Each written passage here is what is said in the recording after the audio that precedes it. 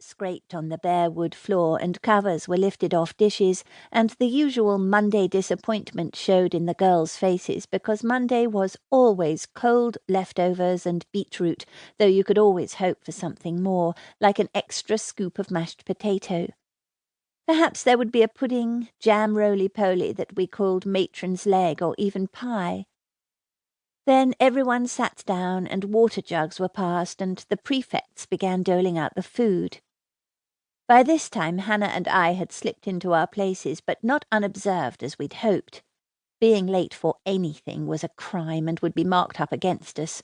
We would be seen to be potential troublemakers, Hannah Farrell and Claudia Prescott, simply because we had been late together. Efforts would be made to separate us as soon as possible. We would be told that the other was a bad influence. It had all begun with our being late for lunch, coming in shamefaced but without even an apology. Later we stood before the housemistress on a patch of carpet worn away by many miscreants' feet and muttered, "Yes, Miss McKinley, sorry, Miss McKinley," while we tried to escape her piercing stare. Birds of prey, I discovered later in life, especially small hawks, were her prototype, and also not to cry. "What were you doing, Hannah?" "Playing chess, Miss McKinley. I forgot the time." "Well, Hannah, there is a chess club for that.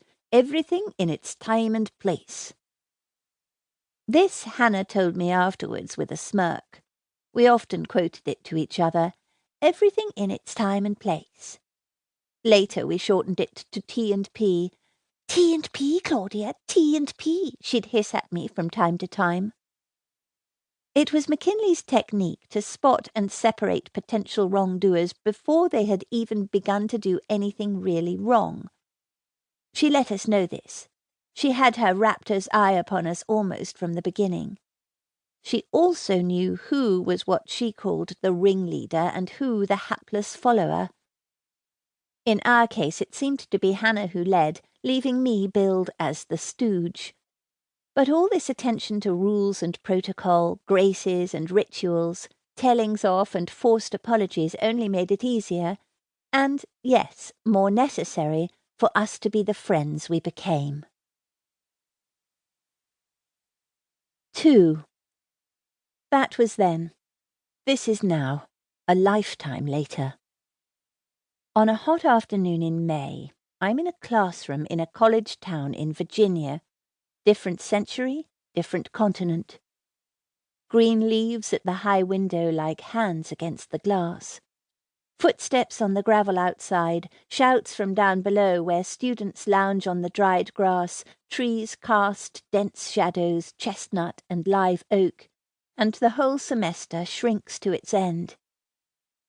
In here, the smell of enclosed rooms, dust, hot bodies, the chill of air conditioning to keep us all awake.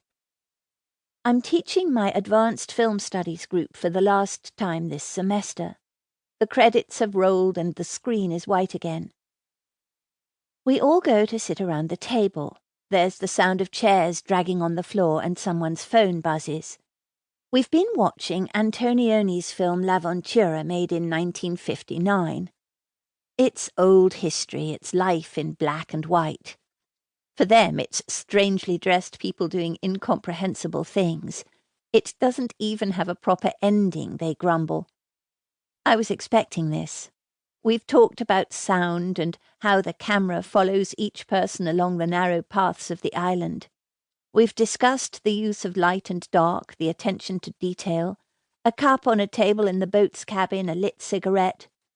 But what they want is story, and they find it lacking.